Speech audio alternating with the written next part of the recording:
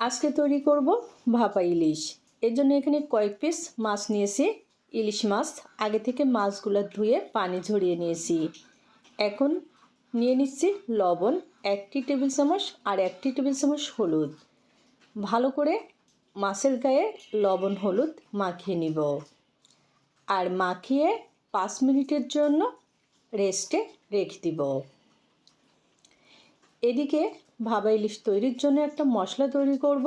এর জন্য মিক্সার গ্রাইন্ডারে নিয়ে নিচ্ছি 1 টেবিল চামচ হলুদ সরিষা, 1 টেবিল চামচ কালো সরিষা, 4 থেকে 5টি কাঁচামরিচ, 1 টেবিল চামচ লবণ আর মশলাটা পেস্ট করার জন্য নিয়ে নিচ্ছি হাফ কাপ পরিমাণ পানি। এখন কিন্তু খুবই সুন্দর স্মুথ একটা পেস্ট তৈরি হয়ে গেছে। আজকের এই ভাপা ইলিশ তৈরির মূল উপকরণ কিন্তু এই মশলাটা। এখন যে পাত্রে ভাপা ইলিশটা তৈরি করব সেই পাত্রে মশলা নিয়ে নিলাম। এখানে আমি একটা স্টিলের বাটি নিয়েছি, কিন্তু অনেকটা ঘন মনে হচ্ছে, এই জন্য জার ধুয়ে আবারও হাফ কাপ পরিমাণ পানি অ্যাড করে দিলাম। এখন কিন্তু মিশ্রণটা ঠিকঠাক আছে। লবণ একটু কম মনে হলো, এর জন্য আবারও একটু লবণ দিয়ে দিলাম আর 1 টেবিল চামচ হলুদের গুঁড়া। আর হ্যাঁ, এখানে কিন্তু অতিরিক্ত আর কোনো মশলা দেওয়া লাগবে না। এখন মাছগুলো বসিয়ে নিচ্ছি।